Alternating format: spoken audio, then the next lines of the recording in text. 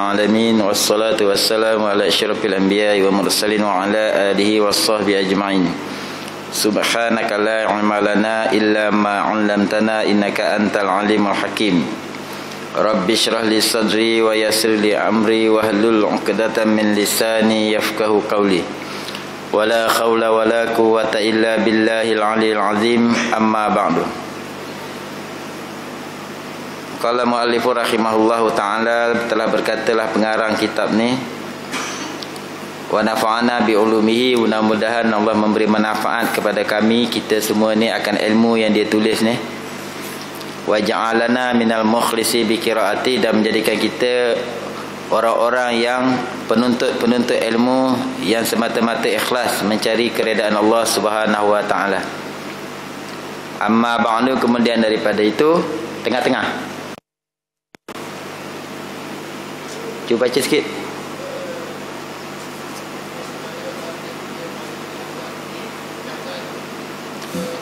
Dia dekat kurungan tu, kat mana?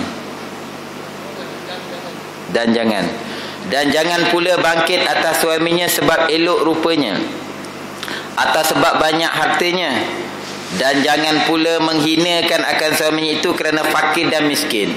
Dulu masa bercinta, lautan api ku renangi. Apa lagi? Sakit perut minum fresh orange, tapi sebab kekasih tu minum fresh orange, kita pun minum juga. Dia panggil sehati sejiwa. Jadi sehati sejiwa ni, ada masalah yang timbul ialah apabila suami dia dalam keadaan dia kahwin tu stabil ekonomi dia. Dia pujilah suami dia, dia taat kepada suami dia, dia ikut, dia kata I love you, dia kata itu. Tiba-tiba recession 1986. Nyata ramai bercerai-berai, tak boleh tahan dengan tekanan kehidupan. Dia tak boleh nak levelkan diri dia tu. Dia tak boleh nak ikut arus ekonomi suami dia. Maka dia jadi mengungkit, dia jadi susah, dia tak boleh nak, dia panggil absorb suasana tu, tak boleh. Dia tak boleh nak tukar dia punya kelas tu. Dalam kitab ni dia bagi tahu, jangan bangkit atas suaminya sebab elok rupanya. Ketika suami dia tu elok rupanya, dia suka, dia sayang, tapi tiba-tiba ada kecacatan, maknanya dihina. Menghina tu salah. Tapi kalau memang dia kecacatan tu menyebabkan dia perlu bercerai, memang syarak bagi. Contohnya suami mati pucuk, wajib isteri memberi peluang kepada suami berubat selama setahun. Setelah berubat selama setahun tak pulih, layak dia minta fasah, tak ada masalah, tak berdosa. Padahal minta cerai itu berdosa kalau tak ada alasan. Tapi ni ada alasan, macam itu. Jadi dia kata tak boleh bangkit atas suami sebab elok rupanya atau sebab banyak hartanya, dan jangan pula menghinakan akan suaminya itu kerana fakir dan miskin. Kata, jadi kena terima. Waktu dia senang, isteri akan bersenang-senang dengan suami. Waktu susah, isteri akan bersusah-susah dengan suami. Timbal balik. Timbal balik. Kita pula orang lelaki, masa kita susah, ni lah isteri kita yang sama-sama kita susah. Kita dah menang projek tender buat pagar istana baru ni, tahu tak? Wah, dah jadi lain pula. Mana benda tu timbal balik. Suami kena menghargai suami, isteri kena menghargai suami. Tahu? Dan jangan sekali-kali menyengeti akan suaminya pada suatu hal, sama ada perbuatan atau perkataan atau pada kelakuan. Maka jikalau adalah suatu daripada yang tersebut itu, nescaya celakalah perempuan yang demikian itu. Satu doa daripada segala makhluk Allah selain daripada manusia dan jin, melaknat akan perempuan yang derhaka kepada suami. Jadi tolong faham betul-betul. Tolong faham betul-betul pada masalah isteri nak menarik suami. Dekat mana isteri ni akan menarik perhatian suami? Kat rumah. Di rumah. Ketika tiada bukan mahram. Ketika ada mahram, bahaya. Tetap bahaya. Maknanya kalau saya duduk dengan isteri saya, satu rumah dengan abang saya pun ada isteri. Kalau abang saya kurang sikit masalah. Cuma saya masalah, abang saya dengan isteri saya masalah. Kalau macam gini dia tak boleh juga. Tapi kita katalah dia cuma ada suami, isteri, anak. Di sinilah tempat isteri nak menarik perhatian suami. Sebab apabila suami memandang isteri suka, isteri memandang muka suami suka, jam-jam tu Allah bagi rahmat. Jam-jam tu juga Allah bagi rahmat. Tu janji Allah Subhanahu Wa Taala. Ada dalam kitab ni, tak tahu tu kat muka surat berapa saya tak ingat. Entah ke dah lepas bab tu ke belum ke, wallahu alam. Tapi ada dalam kitab ni. Saya tak tipu lah. Ada. Rahmat ni apa?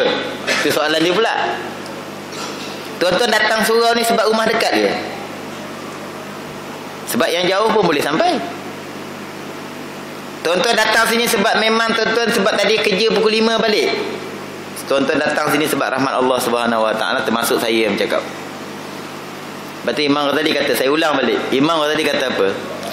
Kita belajar daripada subuh, daripada kuliah maghrib. Ni kita-kita. Cerita orang pondok cerita lain pula. Banyak mana pun kita belajar, Imam Ghazali kata, ilmu yang ada pada kita database saja. Semata-mata maklumat yang sampai kepada kita. Belum boleh jamin bahawa engkau boleh buat ibadat.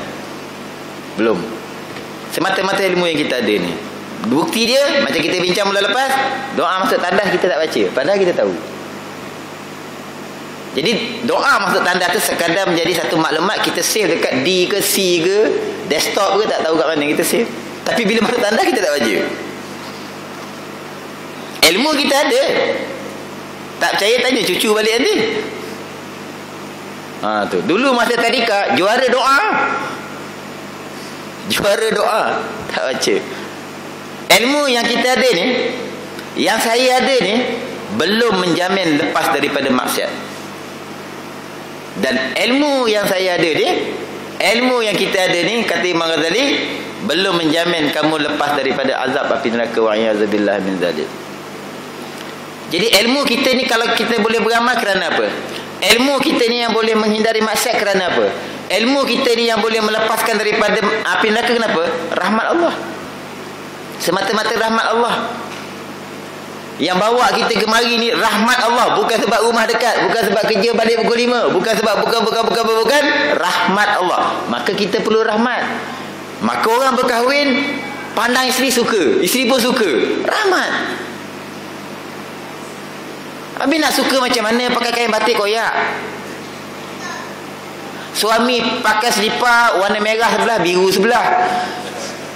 Dia macam mana nak suka, dia nak tanya. Cubalah handsome sikit. Dia ada trend masa bujang, hebat, polo babe.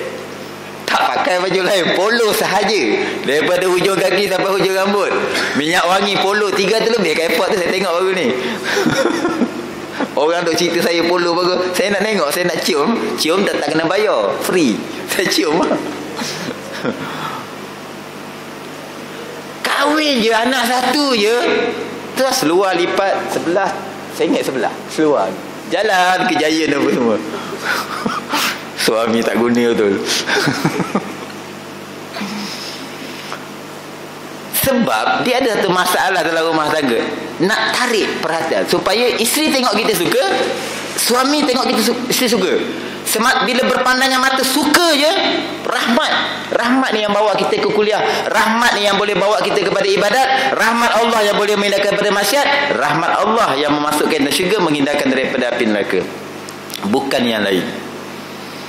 Itu yang pertama. Yang keduanya, bila kita tahulah yang kita datang surau, dapat sembahyang berjemaah tadi, buat apa semua semata-mata dengan rahmat Allah, kita tak boleh sombong.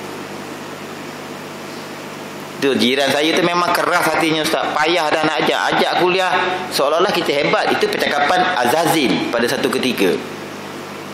Tanggungjawab kita, Nabi kata kita seperti bangunan, kena mendoakan. Tak cukup dengan kita condemn orang, sebab kita dapat ni pun dengan rahmat Allah, bukan dengan hebat kita. Mana ada kita hebat? Baru kena gigit nyamuk seekor 2 minggu kat hospital, kena denggi, menggeletar.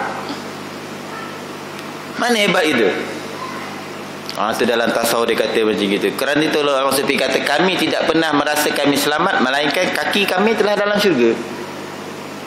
Selama itu kami tak berani nak mengaku kami hebat. Ulama tu, kita Faham? Termasuk yang cakap ni. Alamat baru A. Ulama A je dia U. A, B lama dulu, C. Jauh pada ulama kita. Kita asyik alamat je. Lepas tu dah lah kita alamat, kita condemn orang. Ini gini. Jadi tak betul. Doa masuk tandas pun kita fail. Padahal kita tahu betul kata Imam tadi, ilmu ni semata-mata database. Belajar bagus. Tapi kalau kita tak generate amal, nak amal tu pula kena dengan rahmat Allah pula. Jadi dia bersambung-sambung cerita dia tu. Cukuplah kita mengaku di hadapan Allah Subhanahu Wa Taala kita tak ada apa-apa.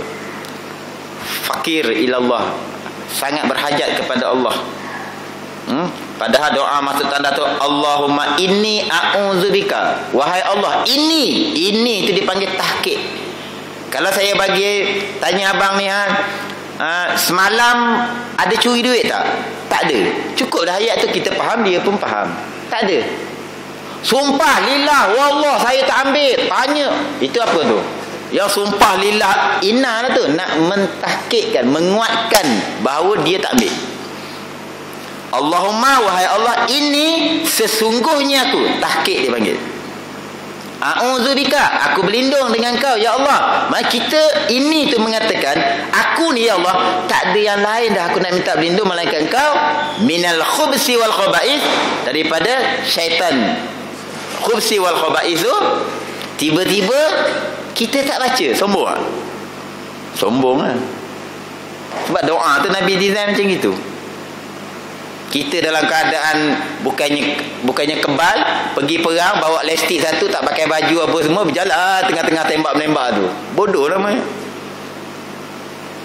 Maknanya sombong. Kita tak baca doa untuk tandas tu, kita kena ingat sombong. Sebab kita tak mampu. Bila masa kita nampak khubsi wal khaba'is tu, padahal dia ada beberapa permintaan kepada Allah, Allah kabulkan. Dalam tandas tu dia cuba sedaya upaya melamakan kita dalam tandas. Datang orang putih, dia ajar tandas bersih, baca buku pula lah. Kita berikutlah kononnya style. Rupanya ahli khubsi wal khaba'is. Tandas ni tempat sekejap, bukan tempat lama. Dia bagi tahu macam itu. Banyak dia minta pada Allah khubsi wal khaba'is ni. Yang setan dalam tandas ni dia dapat rumah khas, tempat duduk dia memang tandas. Tiba-tiba kita tak baca. Mudah-mudahan selama ni kita tak baca sebab terlupa. Tapi takkan 40 tahun lupa. Dia lupa ni sekali-sekali, dia nama lupa. Kalau dah 40 tahun tak pernah baca, perangai namanya. Bukan lupa lagi. Tak ambil berat. Setan tu dalam tandas kita tu, kita pula rumah 3 bilik 3 tandas. 6 ekor. 6 ekor. Besar macam mana, hebat tai daripada Itali ke, tetap setan ada situ. Khubsi wal khaba'is. Ceritalah macam mana pun aneh. Tu. Jadi kita memandang isteri, memandang suami, suami memandang isteri, suka rahmat. Dan kita faham dah rahmat tadi tu. Rahmat juga ada dalam selawat. Satu selawat Allah bagi 10 rahmat. Jadi soalan yang kedua ialah, bila masa bertemu muka tu? Tentu bila balik kerja. Sebab itu perempuan dengar suami nak balik, berhias. Kenapa?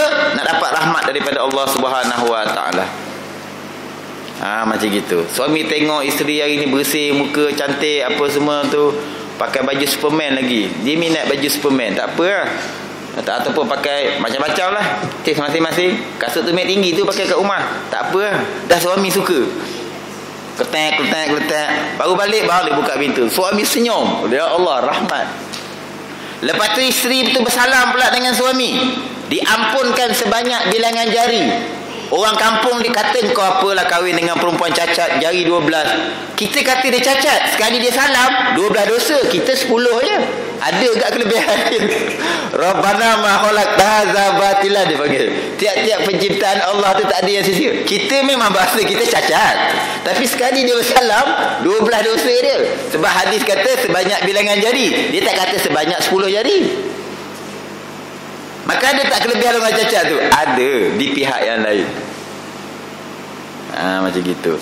Dia ambil wuduk, dia lebih banyak anggota yang dicuci daripada kita, dia lebih banyak pahala. Kita kata dia cacat. Kita kata dia cacat, padahal kelebihan dia banyak. Kelebihan dia tu banyak. Tu. Sebab tu tak boleh underrate orang. Melayu cakap apa underrate? Pandang rendah pada orang. Walaupun dia pada bahasa kita dia cacat, mungkin dia lebih awal masuk syurga daripada kita. Jadi kita bersangka baik. Ni maksud dia ni. Tak bolehlah menyakiti. Time senang dengan suami, time tak senang, ia cari hidup cara tak senang, selagi mana suami itu tidak melampaui batas. Ya tak? Dan sebaliknya suami dengan isteri macam itu juga. Dah isteri kita daripada dulu bersusah-susah, takkan kita senang kita tinggalkan dia macam itu? Berapa kita nak bayar masa dia dikorbankan pada kita tu? Jawab dengan Allah Subhanahu Wa Taala. Banyak kes berlaku macam itu. Wa'iyadzubillah min zalik. Jangan.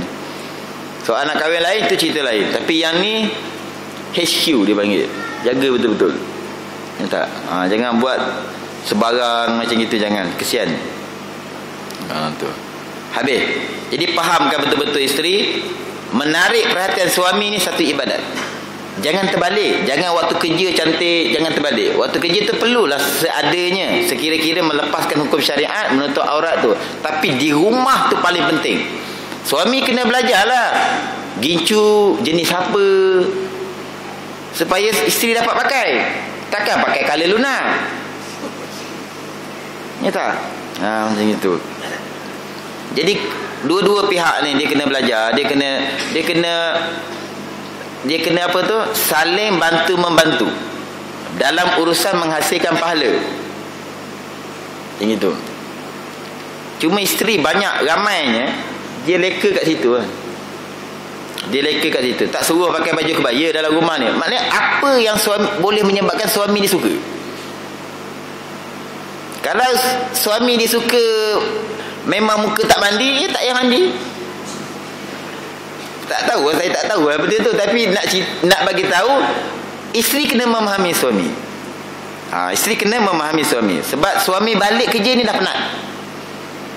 Dengan traffic jam dia, dengan apa semua. Tadi daripada dulu jam 5.30 keluar rumah, sampai rumah sahabat saya dekat 5.45. Tak lepas juga rakaat pertama bersama imam. Tu kalau balik ni, kalau isteri pula cengek, memang cari pasal. Memang cari pasal. Macam gitu. Contohlah. Tu. Takut kita tak bagi tahu isteri apa kita nak. Silap kita tu. Kita kena bagi tahu isteri kita nak. Jadi yang orang duk sibuk nak belajar pendidikan seks, tak perlu. Orang buta pun tepat je perginya. Dia bukan pendidikan seks yang perlu, bagaimana management rumah tangga tu. Saya cakap tu sebab kat rumah tafi saya tu dulu ada mak bapak buta, anak ramai. Tanya dia belajar tak pendidikan seks, tak ada. Cuma saya tanya dia, kakak mimpi apa? Nampak apa? Sebab dia buta. Macam ustaz mimpi, sebab saya ni buta setelah ada akal, dia kata. Umur berapa, 8 tahun. Jadi sekarang nak tanya orang buta daripada kecil, dia nampak apa? Sebab dia kata, sebab saya pernah melihat warna sekejap, saya pernah melihat pokok sekejap. Jadi tak tahu Allah Subhanahu Wa Taala punya kuasa. Belajar manajemen rumah tangga. Ni dalam kitab ni lah. Belajar manajemen rumah tangga dalam kitab ni. Lepas tu kitab kita tak ada. Macam mana? Macam mana? Kan kena. Saya ada rakam kat TV. Barakah kitab tu kita nak. Barakah, faham? Barakah ni keberkatan kitab. 3 kali lagi saya datang macam gini, saya tak datang lah, tuan-tuan.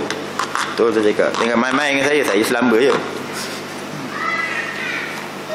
Ni kerap datang ni sebab Pozi ni rajin buat makan je. Kalau tidak pun lama lah. Tak tahu malam ni. Macam tu. Saya sungguh-sungguh bagi tahu ni untuk manfaat tuan-tuan. Tu. Untuk manfaat tuan-tuan. Jadi beli kita RM15 je. Kalau yang Rumi. Kalau yang Jawi nak murah, yang Jawi. Walaupun tak erti baca, walaupun pegang terbalik, asal ada. Barakah. Barakah.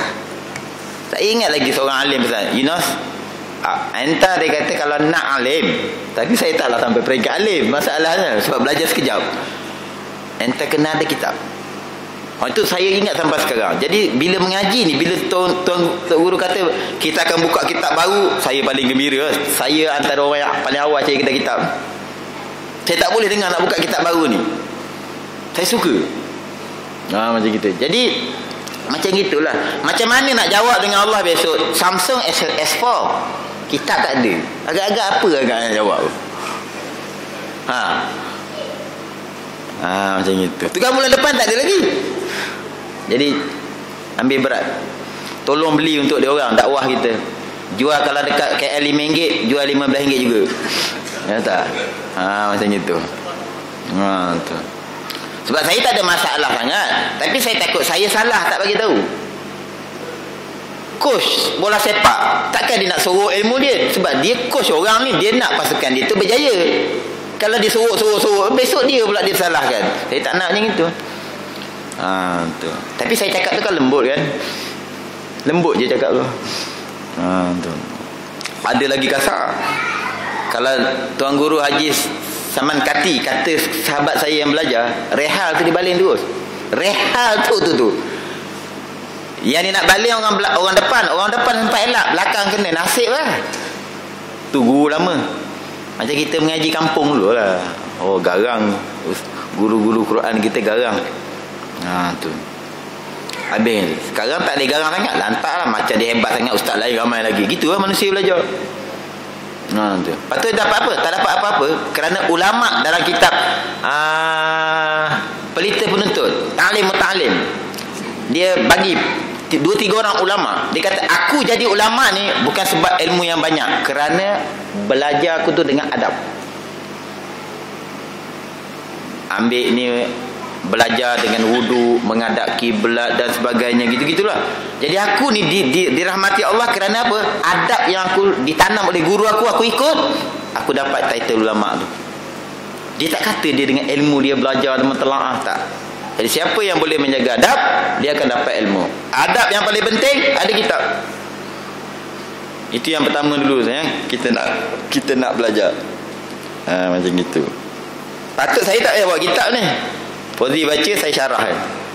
Tapi sebab saya tak sampai level tu. Ada guru macam gitu, baca. Kan tempat-tempat penting dia akan bagi tahu gitu. Tu. Habis iklan. Masuk kitab balik. Habis. Dan jangan sekali-kali menyakiti akan suaminya pada suatu hal, sama ada perbuatan atau perkataan atau pada kelakuan.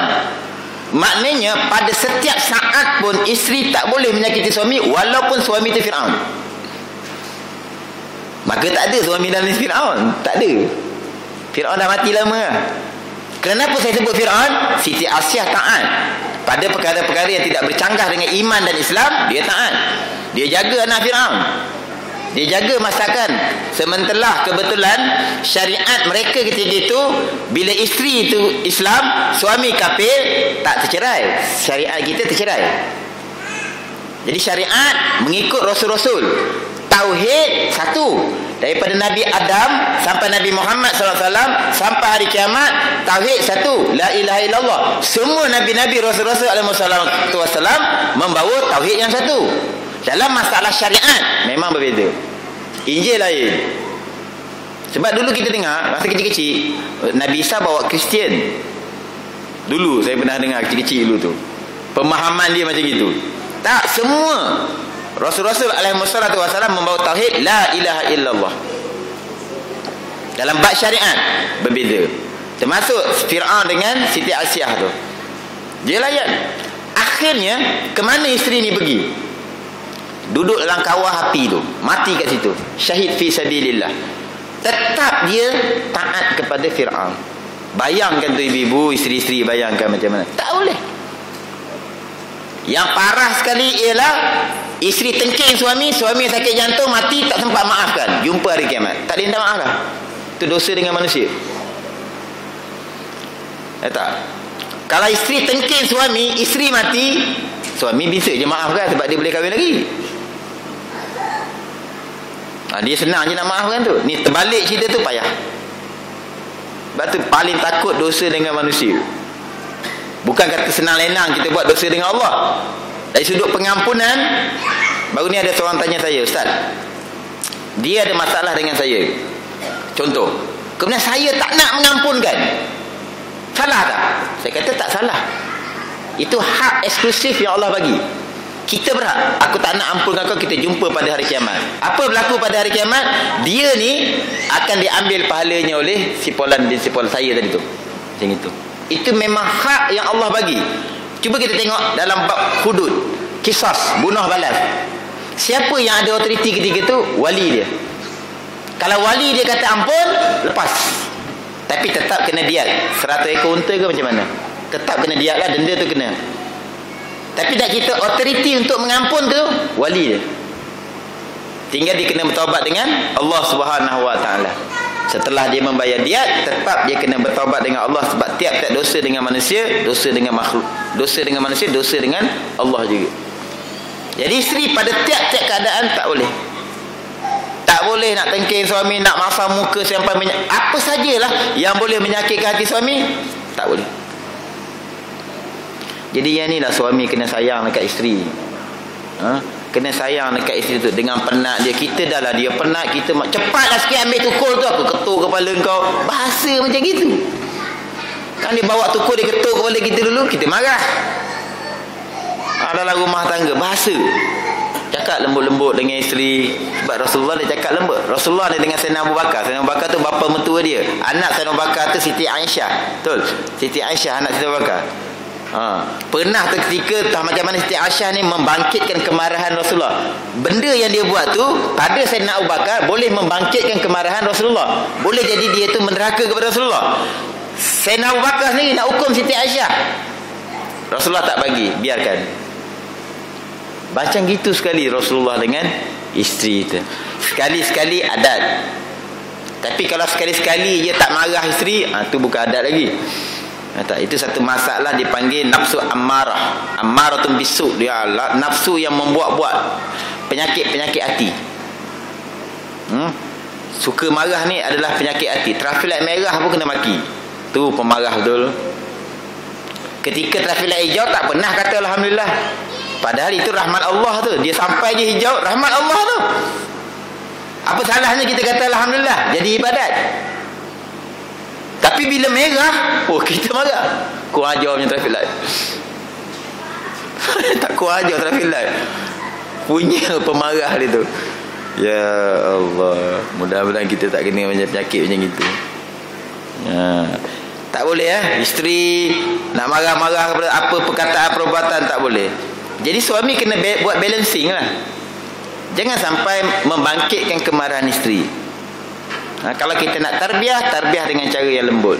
Kalau kita nak marah, kita marah kerana apa? Kerana itu perlu diperbetulkan, tapi bahasanya bahasa yang sopan. Bukan celaka, bukan kau ni memang tak guna apa semua, bukan. Tu. Awak tahu tak ni bahaya-bahaya, tinggi sikit suara, tak ada masalah. Tapi bahasa perlu betul. Tak? Sebab perempuan ni dia lembut. Dia sensitif. Tapi pengorbanannya sangat besar. Ceklah isteri masing-masing. Kalau bab bangun pagi siapa awal?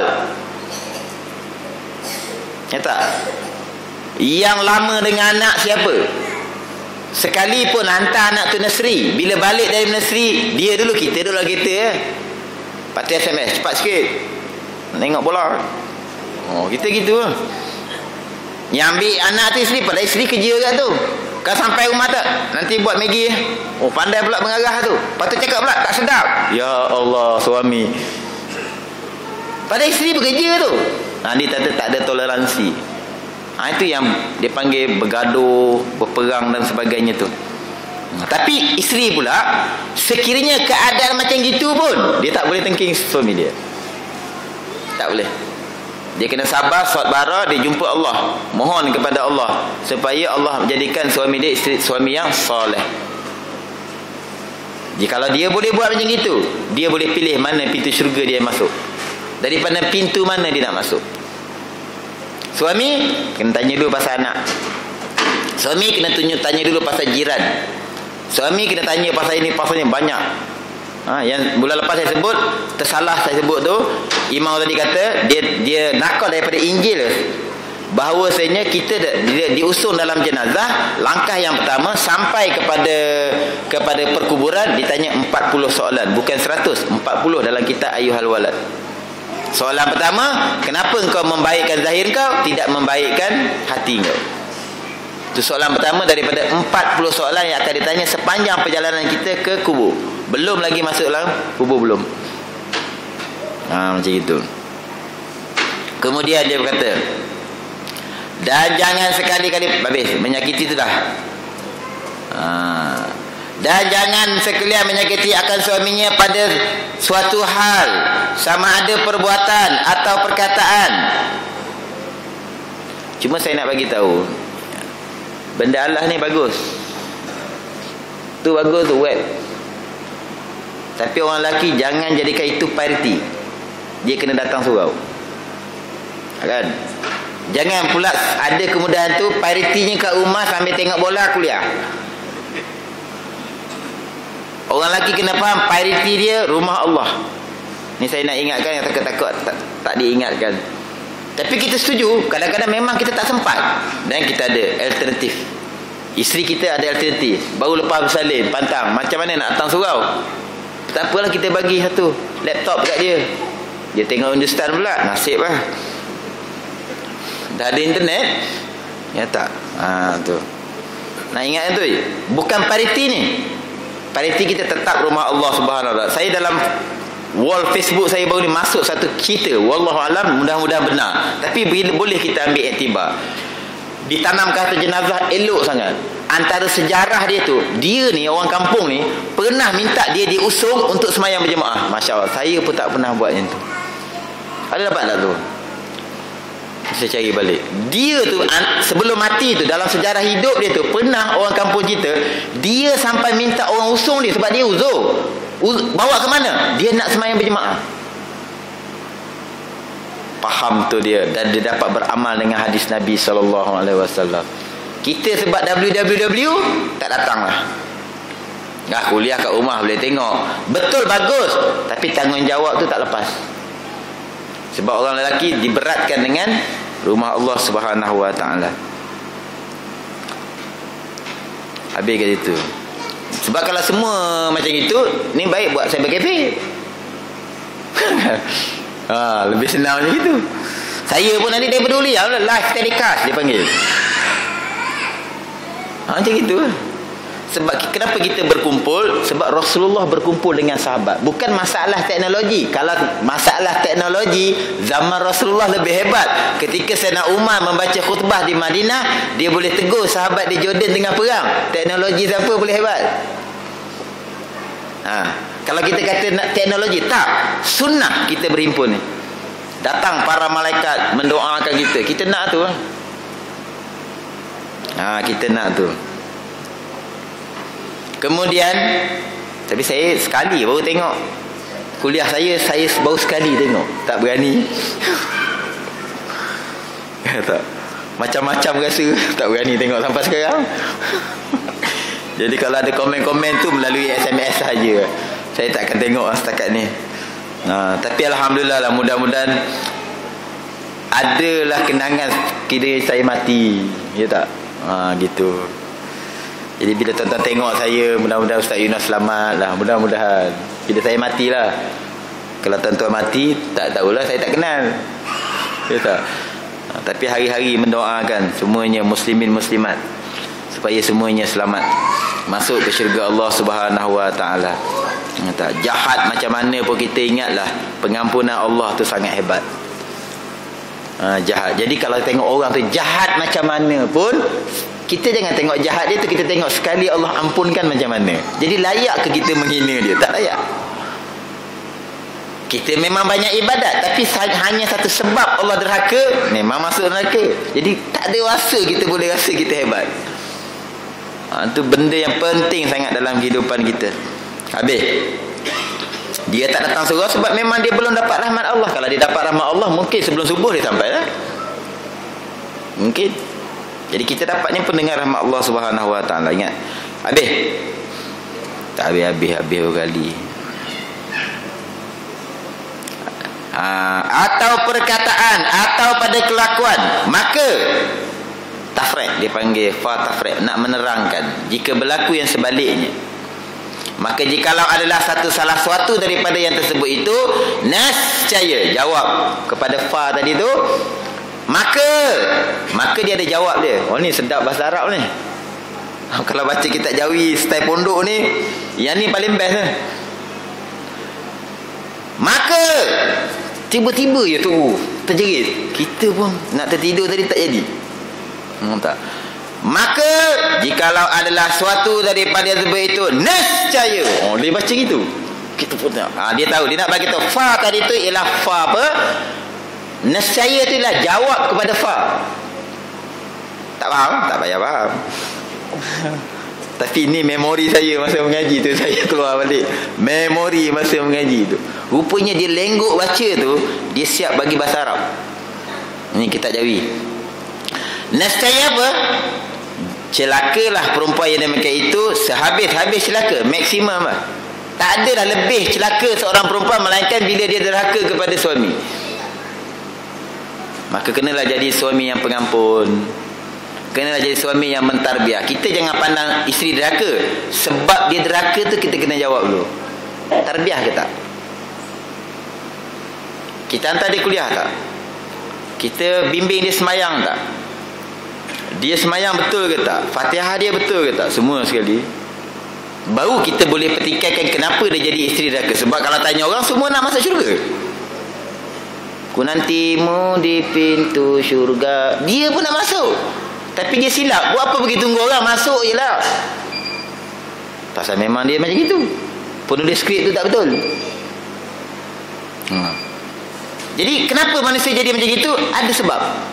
Jadi bila isteri, pertama-tama checklist dia suami. Jadi jangan pandang derhakanya suami, pandang apa yang suami. Bukan pandang kepada derhakanya isteri, pandang kepada penyebab tu kenapa. Takut-takut kesilapan suami. Itu je lah. Itu boleh menyejukkan hati seorang suami. Sebab apa? Sebab memang dia tak, asalnya tak begitu. Lahir-lahir baik, keluar daripada perut ibu tu bogil apa semua baik, tak ada dosa apa. Macam itu. Dan lagi satu perkara yang paling penting, awak nak kahwin dengan seorang perempuan, okey? Dan syarat dah bagi tahu dah, kriteria perempuan yang nak dijadikan isteri, syarat dah bagi tahu. Ada 8. Dalam kitab Mihimah ni ada 8. Begini. Kalau ikut hadis tu dia kata agama dulu. Maksud dia, sebelum seorang lelaki nak kahwin dengan perempuan ni, dia kena checklist. Ada checklist. Syariat ajar, bukan tak ajar. Okey, kita dah cek. Maka kalau kita tak cek, salah siapa? Salah lelaki. Tiba-tiba dia tak cek, dipanggil cinta pandangan pertama, SMS, WhatsApp, apa semua gini-gini, berjumpa, kahwin. Tiba-tiba dah nikah, terima nikahnya, sah. Kemudian isteri ni buat perangai, katakanlah macam itu, begini. Lalu suami mengeluarkan satu bahasa, awak ni itulah, agaknya sejak dulu, daripada bujang memang perangai jahat macam gini. Contoh macam itu. Suami yang salah. Sebab apa? Dia ada border dia, seorang perempuan ni, dia ada border dia, iaitu sejarah dia sebelum menikah, itu bahagian ayah dia. Okey? Itu bahagian ayah dia. Sebab itu lelaki perlu cek perempuan ni, checklist dia kena buat. Ni. Dia sanggup tak dengan perempuan ni? Maka kalau dia sanggup, dia ambil perempuan ni. Apa saja yang berlaku, dia kena rasa dia kena bertanggungjawab memulihkan perempuan ni. Sebab sejarah yang lama tu dah bagi ayah dia. Dia tak tanggung lah. Faham? Jadi kalau tak betul, siapa yang kena betulkan? Suami ni yang kena betulkan. Jangan lagi mungkin, ni ayah awak tak pernah ajar lah. Jangan. Ayah tu dah lepas. Sebab itulah Islam dia bagi kriteria suami, kriteria isteri. Cuma manusia ni dia tak ikut. Bila dia tak ikut, dia berisiko. Dia akan menanggung risiko. Dia kemudian Allah bagi dia rahmat dengan risiko tu, tidak menjejaskan syurga dia. Sebab apa? Dia tak dapat ilmu, dia tarbiyah, dia sama-sama membangunkan agama dalam rumah tangga. Tak apa, manusia takkan selama-lamanya jahat. Manusia yang selama-lamanya jahat ni satu je, iaitu orang kafir dengan orang munafik. Itu memang sebab tu kekal dalam neraka. Sebab yang kekal dalam neraka sebab apa? Sebab dengan ilmu Allah, Allah mengetahui orang yang mati kafir ni, kalau bagi hidup sejuta tahun pun dia kafir. Dia kafir. Sebab tu kafir yang mati umur 25, kafir yang mati umur 80 kekal dalam neraka selama-lamanya. Dia tak ada prorated dah neraka ni. Macam itu. Jadi kita bertanggungjawab, tak ada lelaki bertanggungjawab. Rijalu qawwamun 'alan nisa, lelaki bertanggungjawab kepada perempuan. Jangan cerita sebelum daripada nikah tu bahagian ayah perempuan tu. Ayah dia akan ditanya. Dah kita dah ambil, kita overhaul sendiri. Kita tampung kekurangan, kita upgrade lagi daripada baik kepada bertambah baik. Itu je seorang suami perlu buat. Apa ni jerit? Beranjat, canggih amat. Sehabis-habis celaka dan lagi akan menyesallah ia pada hari akhirat. Sehabis-habis sesal apabila dia membawa dosa derhaka kepada suami. Inilah orang-orang yang akan sesal pada hari kiamat. Daripada segala perbuatan yang menyakiti akan suaminya di dalam dunia ini, maka tiada jua suatu faedah, kerana bukan ketika itu dan bukan pula waktunya. Dia kata penyesalan di hari akhirat tu bukan lagi waktu yang betul. Tak ada faedah. Rabbana absarna wa sami'na farji'na na'mal salihan. Allah bagi tahu pada kita keadaan hari kiamat. Dan cerita Quran ni 100% benar. Yang memang ada golongan wa'iyadzubillah min zalik menjerit, Rabbana absarna wa sami'na farji'na na'mal salihan. Ya Allah, kami yakin sekarang ni lah bahawa ada Qadir Rabbul Jalil. Ada bila kita menzalimkan seseorang, dia akan tuntut balik. Ada perkiraan tu, ada perkiraan tu. Jadi mencuri ni bersoroklah macam mana pun, kita boleh tembaklah CCTV tu, tapi tetap ada bahagian akhirat sekiranya Allah tidak ampunkan. Maka menjerit Rabbana absarna wa sami'na. Kami lihat hari kiamat ni betul-betul berlaku. Yang kata mahsyar tu ada, yang kata ada golongan yang duduk bawah naungan arasy Allah tu ada. Bersenang lenang mereka sementara menunggu rahmat Allah untuk mengira amalan. Setelah 50,000 tahun Nabi sujud baru dikira. Nabi berdoa kepada Allah Subhanahu Wa Taala, kasihanilah umat aku ni, dah berdiri ni 50,000 tahun, hisaplah hitungan mereka ni. Tapi yang duduk bawah aras tu relax je. Macam kita pergi airport, kita kena ambil lagih, bekerja sana, check in lah apa semua, ambil tag lah apa semua. Apa tu ambil apa benda nama, bayar itu bayar inilah contohnya. Tapi menteri dia pergi bunga raya je.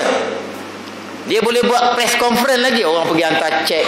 Ada macam-macam dia tu, tolong copkan pasport dia kat imigrasi apa semua, bag dia siap apa semua. Okay, see you next time. Lepas tu dia pun naik ke terbang terus. Tu lebih kurang nak faham bawah aras. Tapi bunga raya tu bukan bawah aras, belum tahu. Itu contoh saja. Bawah aras ni special. Orang lain berebut-rebut dahaga apa semua, awak duduk bawah aras, boleh press conference lagi. Macam itu. Kita naklah jadi orang bawah aras ni. Iaitu seorang lelaki yang hatinya, anak muda, hatinya bergantung kepada masjid. Buat apa kat masjid ni? Sembahyang Jumaat. Sembahyang Jumaat. Macam itu. Habis itu.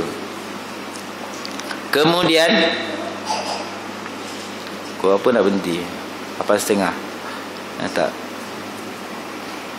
Mula depan tak tahu ada ke tak nak pergi Yaman ni. Bye bye.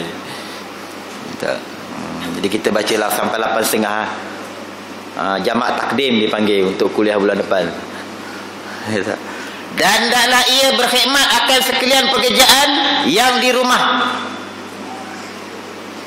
Tuan-tuan, kalau kita faham betul-betul, kalau perempuan ni faham betul-betul, dia tak nak kerja. Dia tak nak kerja. Sebab apa? Dia boleh bersenang lenang kat rumah dalam keadaan berpahala.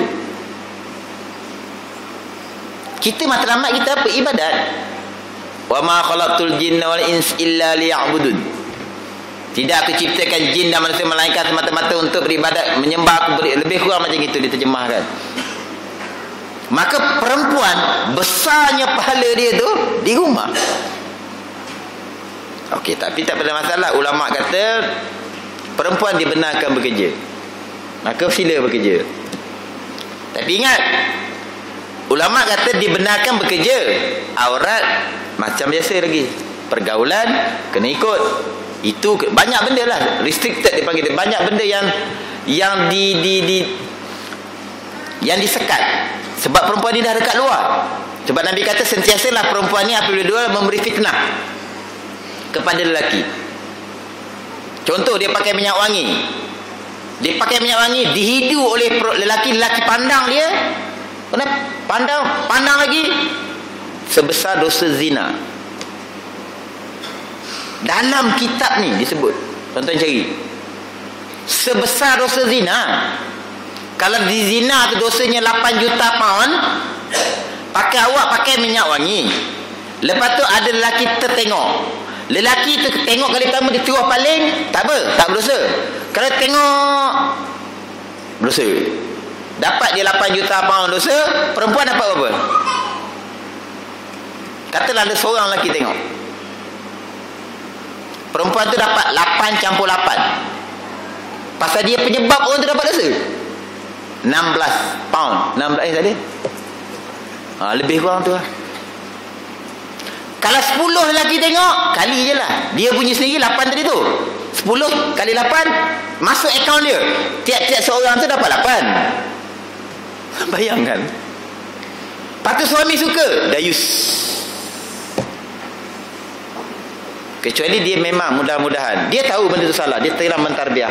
Dia hari-hari dia, ini kita dengan Allah je lah boleh skema benda ni. Saya tak tahu, Ustaz, agak-agak saya tak berdosa tak? Saya tak tahu, saya takkan jawab soalan tu. Itu memang suami dengan Allah je, sejauh mana dia dah tarbiah isteri dia. Sebab nak tarbiah orang ni bukan senang. Suami tak reda isteri dia macam itu, tapi dia masih pelan-pelan tengah tarbiah. Mudah-mudahan saya boleh kata, ulama kata, Allah ampunkan. Itu je lah kita boleh kata. Jadi tuan-tuan nampak sekarang dosa tu macam mana dia datang.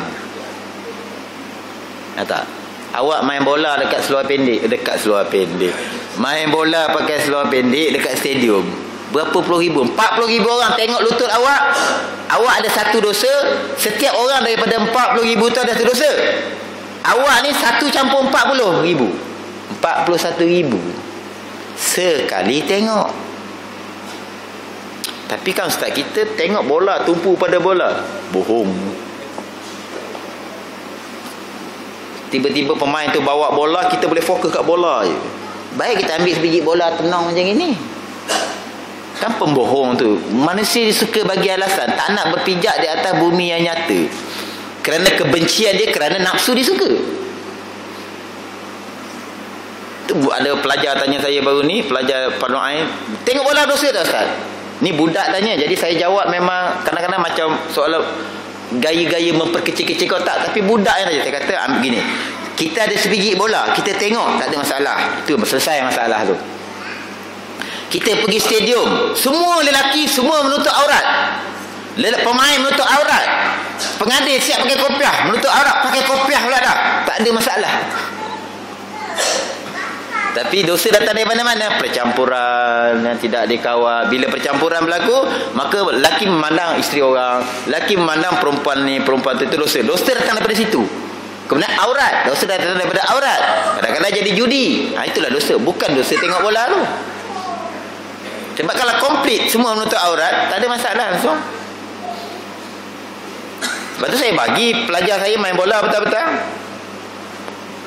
Alim-alim heading dengan kopiah tu. Pemain bola alim-alim dekat holiday tak tinggal kopiah itu.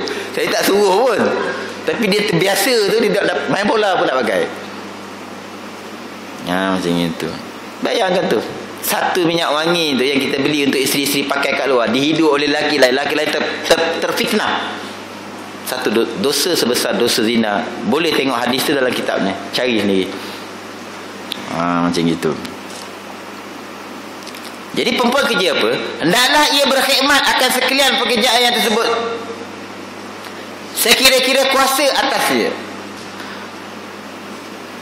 Jadi kita kena kenal lah. Kita tak boleh lah bagi alasan bahawa kita duduk kat Kuala Lumpur, Sebab orang bawa rapid KL pun duduk Kuala Lumpur kan.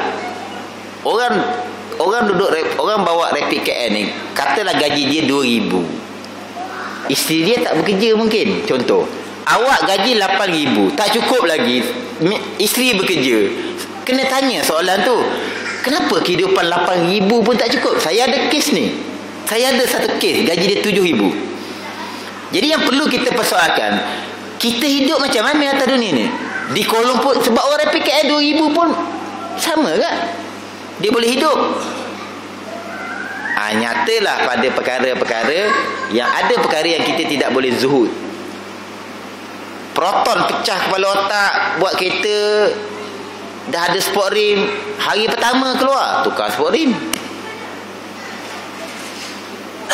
Nak 185 65 nipis. Kalau kat Ulu Yam tak sampai, pecah habis. Batu-batu banyak, batu kerikilnya banyak. Jadi datang Ulu Yam jangan lower. Ada satu M7 dah, BMW 7 series, 6 series, 2 pintu. Masuk mengamuk dekat kakak, kau kenapa tak bagi tahu tempatnya macam gini? Lower. Memang demam, masuk workshop lepas tu. Saya tak larang isteri, kita tak boleh nak larang isteri bekerja, sebab ulama' membenarkan. Cuma ni perkara yang perlu jaga. Kalau tidak, dia menjadi satu bahan pada hari kiamat. Lepas tu isteri kita pula kerja dalam kerja supermarket yang uniform dia pakai seluar, menyerupai lelaki. Tiap-tiap saat dilaknat oleh Allah, dilaknat oleh malaikat, dilaknat oleh segala yang lain daripada jin dan manusia. Dapatlah gaji 2,000.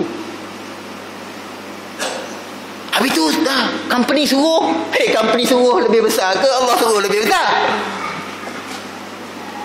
Tuan-tuan jangan takut. Saya melontarkan perkara ni supaya kita berfikir, benda ni yang kita nak doa depan Allah ni.